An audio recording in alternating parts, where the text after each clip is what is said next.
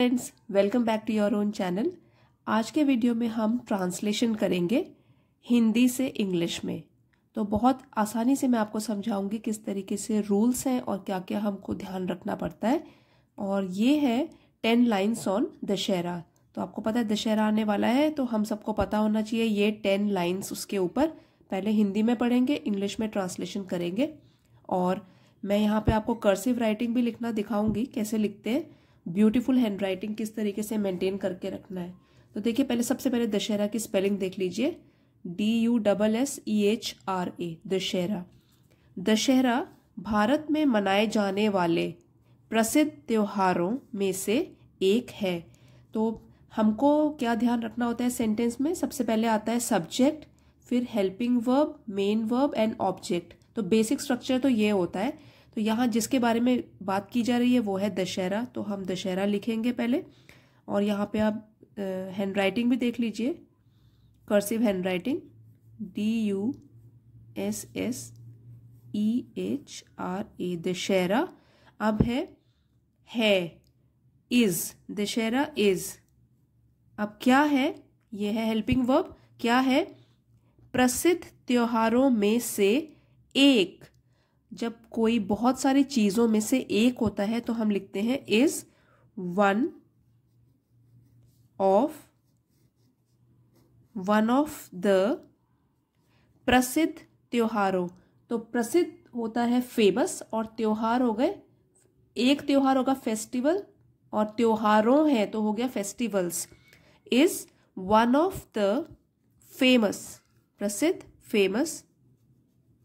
सो spelling भी देख लीजिए, फेमस ऑफ फेस्टिवल्स। तो इस तरीके से ये ध्यान रखना है आपको। जो इनकी हाइट होती है ना, जैसे जो ये वाले टॉल वाले हैं, जैसे कि L हो गया, T हो गया, F हो गया, इनकी आपको एक लाइन में हाइट मेंटेन करके रखनी है। और स्मॉल लेटर्स की भी अगर आप एक ही हाइट मेंटेन करके रहोगे तो आपकी हैंड राइटिंग बहुत ही ब्यूटीफुल हो जाएगी। और जो लास्ट वर्ड होता है उसमें थोड़ा सा ये कर्व देना होता है यहाँ पे। तो Dussehra is one of the famous festivals. फिर है भारत में मनाए जाने वाले। तो मनाए जाने वाले हो गया सेलिब्रेटेड, सेलिब्रेटेड भारत में, इन इंडिया, भारत, इंडिया। बस कर्सिव का यही एक ध्यान रखना होता है, लास्ट वाले जो होते हैं इसके लेटर्स, उसमें थोड़ा सा कर्व आगे तक ले जाइए। इस तरीके से देखेंगे आप हर एक में यही है, ये थोड़ा थोड़ा कर्व है ना, ये आपको हमेशा ध्यान रखना है। और हाइट का ध्यान रखोगे तो काफी इंप्रूव हो जाएगी आपकी हैंड राइटिंग। तो देखिए इस तरीके से दशहरा भारत में मनाए जाने वाले प्रसिद्ध त्योहारों में से एक है। दशहरा है इस प्रसिद्ध त्योहारों में से एक, one of the famous festivals, यहाँ पे आएगा एस क्योंकि कईयों में से एक है, तो फेमस फेस्टिवल्स भारत में मनाए जाने वाले। तो मनाए जाने वाले हो गया सेलिब्रेटेड भारत में, इन इंडिया। तो ये हमारी फर्स्ट लाइन होगी, Dussehra is one of the famous festivals celebrated in India.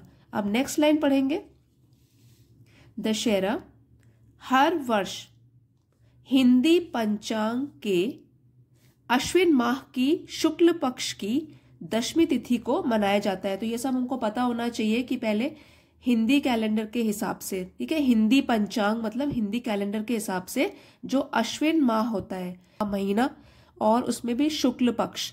तो शुक्ल पक्ष अगर आप गूगल करोगे तो आपको पता लगेगा, पक्ष दो टाइप के होते हैं, शुक्ल पक्ष, कृष्ण पक्ष। तो उसकी डिटेल में हम नहीं जाएंगे क्योंकि हमको त्योहारों के बारे में ये पता होना चाहिए कि कब आता है और क्या ध्यान में रखना है। दशहरा हर वर्ष हिंदी पंचांग के अश्विन माह की शुक्ल पक्ष की दशमी तिथि को मनाया जाता है। तो अगेन पहले हम सब्जेक्ट देते हैं, क्या इसमें दशहरा ही है तो दशहरा लिख लेते हैं। स्पेलिंग देख लीजिए, DUSSEHRA,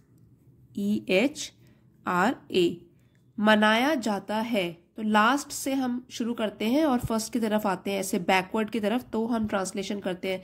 तो दशहरा, अब इसमें हेल्पिंग वर्ब इज, मनाया जाता है is celebrated, celebrated, Dussehra is celebrated हर वर्ष। सो हर वर्ष का हो गया every year, every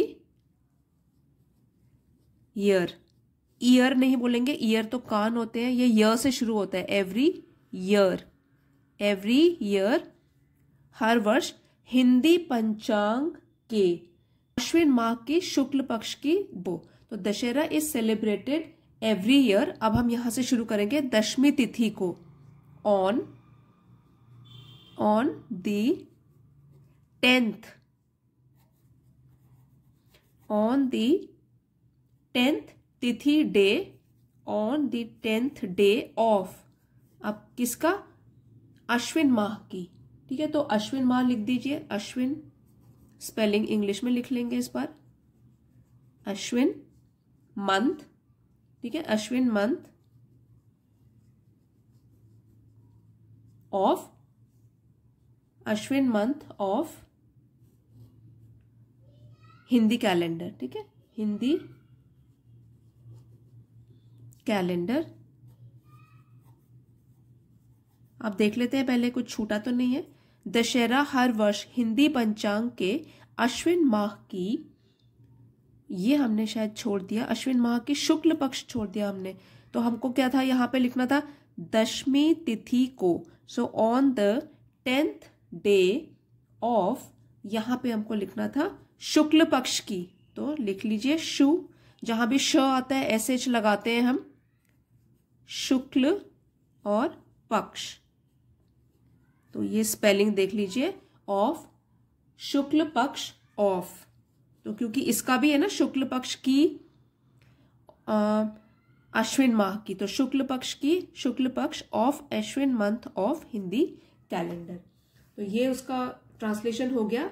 Dussehra is celebrated every year on the 10th day of shukla paksha of Ashwin month of Hindi calendar. अब नेक्स्ट करेंगे हम थर्ड, क्या है, यह त्योहार दीपावली से 20 दिन पहले मनाया जाता है।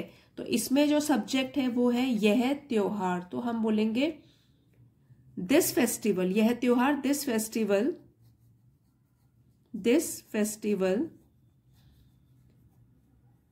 आप देख लेते हैं यहां से, मनाया जाता है, is celebrated, this festival is celebrated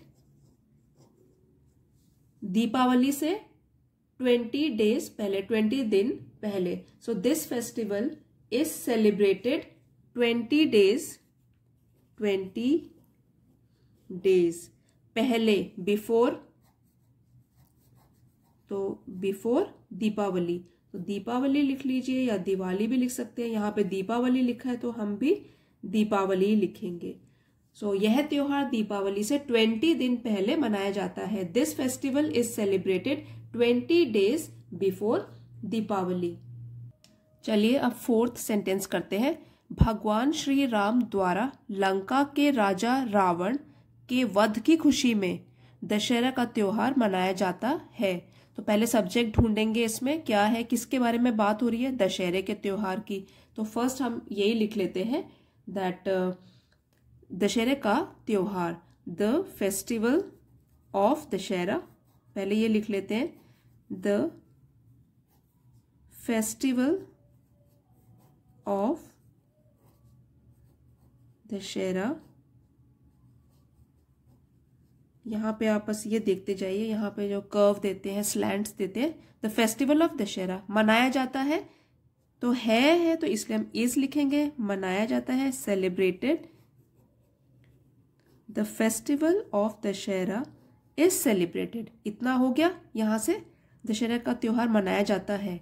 अब हम करेंगे की खुशी में, हम बैकवर्ड चल रहे हैं ना, तो की खुशी में, तो हम इसको बोल सकते हैं इन the happiness of, in the Joy of, in the happiness लिख देते हैं, इन the happiness of, in the happiness of, तो की खुशी में। अब किसकी खुशी में, भगवान श्री राम द्वारा लंका के राजा रावण के वध की, तो इसको हम लिखेंगे इन the happiness of the killing, वध, वध मतलब किसी को मारना, द किलिंग किलिंग ऑफ राजा रावण। तो इसको हम बोलेंगे किंग रावण। जब भी हम कोई प्रॉपर नाउन लिखते हैं, किसी का नाम की स्पेलिंग वो कैपिटल लेटर से शुरू किया जाता है। तो किंग रावण, तो रावण में हमेशा जैसे इंग्लिश में राम है तो RAMA लिखा जाता है, रावण है तो RAVANA, ये ध्यान रखना है। किलिंग ऑफ किंग रावण, अब के द्वारा श्री राम लंका के राजा रावण के वध की खुशी में। तो the killing of king Ravana of Lanka, of Lanka भगवान श्री राम द्वारा। बाय, द्वारा मीन्स बाय, लॉर्ड भगवान lord, by lord Shri Ram, Shri Ram. अब एक बार चेक कर लेते हैं सही लिखा है पूरा। The festival of Dussehra is celebrated, ये देखिए दशहरा का त्योहार मनाया जाता है। The festival of Dussehra is celebrated, की खुशी में, इन द हैप्पीनेस ऑफ, राजा रावण के वध की, of the killing of king Ravana, भगवान श्री राम द्वारा। अच्छा यहाँ लंका भी है तो लंका भी है, ऑफ लंका भगवान श्री राम द्वारा, बाय लॉर्ड श्री राम। तो ये हमारा करेक्ट सेंटेंस बन गया है। अब आगे 5th सेंटेंस करेंगे। से दशहरा को हम सभी विजयदशमी के नाम से भी जानते हैं। दशहरा को हम सभी, तो वी ऑल, ये इसका सब्जेक्ट है। We all know, we all know Dussehra, Dussehra, we all know Dussehra, Vijayadashami के नाम से भी है यहाँ पर। तो we all also know Dussehra, we all also, भी को बोलते हैं also, we all also know Dussehra, अब विजयदशमी के नाम से। तो by the name of, by the name, by the name of, और है विजयदशमी, तो विजय, विजय, और यहाँ पे क्योंकि ए आता है सबके बाद तो विजया है ना, विजया दशमी, दशमी। स्पेलिंग जोड़ जोड़ के करोगे, तोड़ तोड़ के और फिर जोड़ जोड़ के, तो आपकी गलती नहीं होगी। और नीट एंड क्लीन पेपर करना चाहिए ताकि सारी हैंड राइटिंग के भी मार्क्स होते हैं वैसे भी एग्जाम में, तो ये भी आप देखिए। तो बहुत सारी चीजें ध्यान में रखनी है। ये हो गया। अब है 6th सेंटेंस। इस दिन को असत्य पर सत्य की जीत के रूप में मनाया जाता है। तो इस दिन को, दिस डे, इस दिन को, दिस डे मनाया जाता है, is celebrated, this day is celebrated, ये हो गया।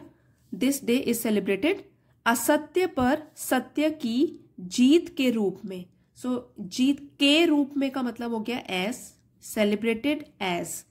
अब की जीत, एज द विक्ट्री, क्योंकि जीत का मतलब होता है विक्ट्री, एज द विक्ट्री, ये है स्पेलिंग विक्ट्री की, एज द विक्ट्री ऑफ। अब क्या है, किस पर किसकी जीत है, एज द विक्ट्री, यहां पे शायद पूरा फिट नहीं आ रहा है, मैं नीचे लिख देती हूं of, as the victory of असत्य पर सत्य। तो सत्य पहले लिखेंगे गुड या ट्रूथ, पर ओवर। अब असत्य को हम अनट्रूथ भी बोल सकते हैं या हम इसको ईविल भी बोल सकते हैं। तो यहां पे जैसे ट्रूथ और अनट्रूथ लिख देती हूं, मैं दोनों लिख देती हूं आपके लिए, अनट्रूथ, तो ये हो गया। और we can also write evil. अब पढ़ के देख लेते हैं। This day is celebrated as the victory of, यहां पे मैंने ऑफ काट के यहां लिखा है ऑफ ट्रूथ ओवर अनट्रूथ और ईविल। इस दिन को असत्य पर सत्य की जीत के रूप में मनाया जाता है। तो ये हमारा पूरा सेंटेंस हो गया है। नेक्स्ट है रामलीला, कॉमा है, फिर रामायण की घटनाओं की पुनर्रचना, फिर से कॉमा है, 10 दिवसीय उत्सव का हिस्सा है। तो हम पहले इसका बनाते हैं, रामलीला 10 दिवसीय उत्सव का हिस्सा है। और फिर बीच में जो है उसके लिए अलग से बनाएंगे रामायण की घटनाओं की पुनर्रचना। तो पहले लिख लेते हैं रामलीला, रामलीला, फिर कॉमा है रामायण की घटनाओं की पुनर्रचना। तो पहले पुनर्रचना को बोल देंगे और इसका होता है पुनर्रचना का मतलब होता है क्योंकि हम लोग इसको इनैक्ट कर रहे हैं। उस दिन आपने देखा होगा कई लोग रोल प्ले कर रहे होते हैं, तो इसका बोलेंगे हम पुनर मीन्स री इनैक्टमेंट, इनैक्टमेंट, री एनैक्टमेंट ऑफ। अब किस चीज की री इनैक्टमेंट? रामायण की घटनाओं की। तो इसको हम लिखेंगे घटनाएं means incidents, enactment of incidents from the Ramayana. घटना means incidents, incidents from Ramayana की, फ्रॉम द। यहां मैंने द इसलिए लिखा है क्योंकि जो भी हम प्रॉपर नाउन लिखेंगे उससे पहले द आता है। तो रामायण है, from the Ramayana. Proper noun है, इससे पहले हमेशा आर्टिकल आता है द। तो Ramlila a reenactment of incidents from the Ramayana, Ramayana. यहाँ पे तो ए आएगा, वैसे बोलते इसको रामायण है, रामायण। और उसके बाद फिर से क्या है? कॉमा, क्योंकि यहाँ पे कॉमा है, पुनर्रचना। 10 दिवसीय उत्सव का हिस्सा है। तो यहां से शुरू करते हैं। हिस्सा है, इज है, is a part of, is a part of 10 दिवसीय उत्सव, मतलब कि 10 दिन का उत्सव होता है ये। तो is a part of the 10 दिन, 10 डेज, 10 डेज। उत्सव मीन्स फेस्टिवल, फेस्टिवल। तो क्या हुआ ये? Ramlila a reenactment of incidents from the Ramayana, फिर से comma, is a part of the 10 days festival. 10 days festival, या तो आप इसको सेलिब्रेशन भी बोल सकते हैं, उत्सव को सेलिब्रेशन भी बोल सकते हैं। सेंस वही रहेगा, वर्ड्स तो कई हम रिप्लेस कर सकते हैं, कई सारे आ जाते हैं, तो ये दोनों वर्ड्स आप यूज कर सकते हो। इस दिन रावण, कुंभकर्ण और मेघनाथ जैसे असुरों के पुतले जलाए जाते हैं। तो पहले सब्जेक्ट है इस दिन, दिस डे, या ऑन दिस डे, इस दिन, ऑन दिस डे। और फिर यहां से शुरू करेंगे हम, असुरों के पुतले जलाए जाते हैं। तो असुर जो होते हैं उनको बोलते हैं डीमंस, और पुतलों को बोलते हैं, ये जो पुतले हैं इसकी इंग्लिश होती है एफिजी। ये यहां पे स्पेलिंग लिख लेती हूं आपके लिए, एफिजी, एफिजी ये स्पेलिंग है, एफिजी। इनको बोलते हैं डीमन, डेमन नहीं बोलते, इसको डीमन पढ़ते हैं। तो ये मैनी है ना, कई है, असुरों, तो डीमंस। तो ऑन दिस डे, फिर है असुरों के पुतले जलाए जाते हैं। एफिजीज ऑफ, पहले हम कॉमा दे देंगे, on this day, effigies, IES, Y हट जाता है और IES लग जाता है। जब भी लास्ट में वाई आता है, प्लूरल बनाते हैं तो वाई हट के IES लग जाता है। On this day effigies of, effigies of, अब मैंने क्या बताया था, असुर को बोलते हैं डीमन। तो यहां असुरों हैं, एफिजीज ऑफ डीमंस। जैसे, तो यहां होगा लाइक, जैसे मीन्स लाइक रावण, कुंभकर्ण और मेघनाथ।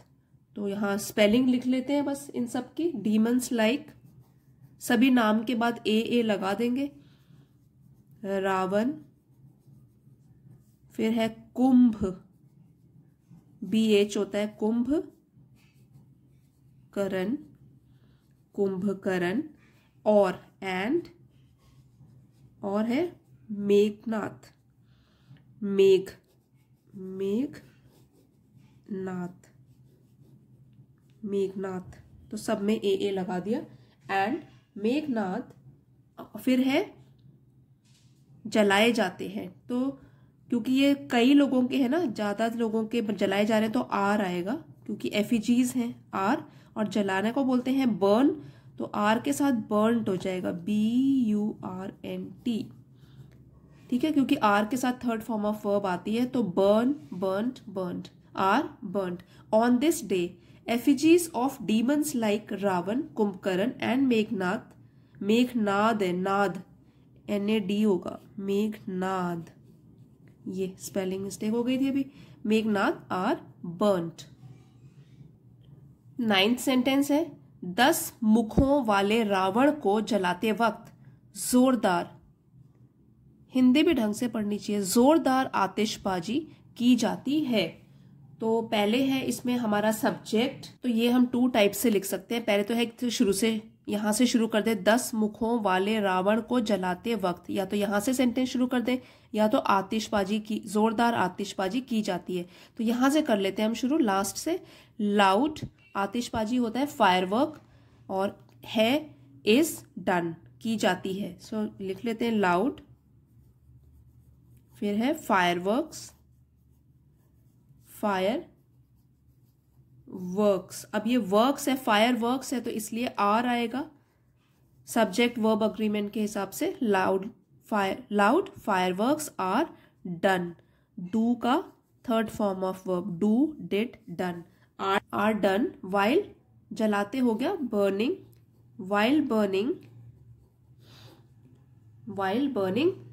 फिर है 10 मुखों वाले रावण को, वाइल बर्निंग द 10 मुखों, 10 हेडेड, 10 हेडेड कौन है, रावण, 10 हेडेड रावण। तो स्पेलिंग बस ध्यान रखिए ये। और लास्ट सेंटेंस है, यह त्योहार हमें याद दिलाता है कि हर बार सत्य झूठ पर, अच्छाई बुराई पर और प्रकाश अंधेरे पर जीतता है। तो यह त्योहार, दिस फेस्टिवल याद दिलाता है, हमें याद दिलाता है। तो याद दिलाना होता है रिमाइंड, तो रिमाइंड्स अस, क्योंकि ये सिंगुलर है तो इसलिए वर्ब के साथ एस या ES लगेगा। सिंगुलर सब्जेक्ट के साथ सिंगुलर वर्ब आता है, तो यहाँ रिमाइंड है, उसमें एस या ES लग के वो सिंगुलर हो जाएगा। दिस फेस्टिवल रिमाइंड्स अस, हमें, रिमाइंड्स अस, बार सत्य झूठ पर, रिमाइंड्स अस दैट, की, that, her bar, every time, that every time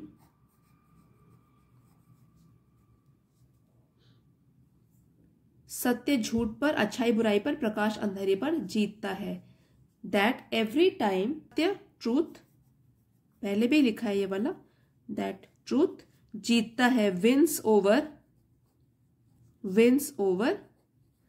अब देखिए झूठ पर, तो उसके आप बोल सकते हो lies, truth wins over lies, ठीक है। फिर उसके बाद कॉमा, अच्छाई बुराई पर, तो अच्छाई को बोलते हैं गुड, ओवर, इसका ऑपोजिट हो गया बुराई, बुराई को बोलते हैं इविल, गुड ओवर इविल, और एंड प्रकाश अंधेरे पर, तो प्रकाश हो गया लाइट, और ऊपर हो गया ओवर, अंधेरे हो गया डार्कनेस, लाइट ओवर डार्कनेस। तो देखिए साथ साथ हैंडराइटिंग में ये ध्यान रखिए, जो भी मैंने ये बड़े वाले रखे हैं, बड़े वाले जो ये लेटर्स लिखे हैं उनकी हाइट एक जैसी रखी है लाइन में, छोटे वालों की एक जैसी रखी है, तो सिमेट्रिकल लगता है और दिखने में भी अच्छा लगता है।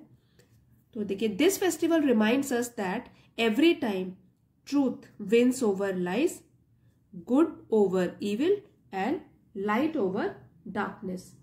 तो ये जो भी मैंने आपको अभी 10 लाइन्स ऑन दशहरा कराई है, ये बहुत ही ध्यान से मैंने सेंटेंस बनाए थे आपके लिए, ताकि पूरे के पूरे फेस्टिवल की इंफॉर्मेशन आपको मिल जाए, और साथ में मैं आपको how to write in cursive handwriting इसकी भी जानकारी दे दूं। तो मैं आपके लिए यहाँ happy Dussehra print hand writing में लिखा है, फिर थोड़ा कर्सिव में ट्राई कर रही हूँ इस तरीके से। और पी को लिखने का एक और तरीका है, अगर आप चाहें तो ये भी इस तरीके से भी लिख सकते हो, हैप्पी। ये देखिए लास्ट में बिल्कुल बराबर बराबर रखते हैं और थोड़ा सा स्लैंटिंग होता है, ये मतलब कि थोड़ा सा तिरछा लिखते हैं ना इस तरीके से, ताकि हैंडराइटिंग अच्छी लगे। तो फ्रेंड्स, आप सभी को हैप्पी दशहरा, और आई होप आपको ये वीडियो पसंद आया होगा। और अगर आपको और भी ट्रांसलेशन के वीडियोस चाहिए तो आप कमेंट्स में ज़रूर बताइएगा। वीडियो पसंद आया तो लाइक शेयर सब्सक्राइब करना मत भूलिएगा। मिलते हैं अगले वीडियो में। Thank you everybody for watching.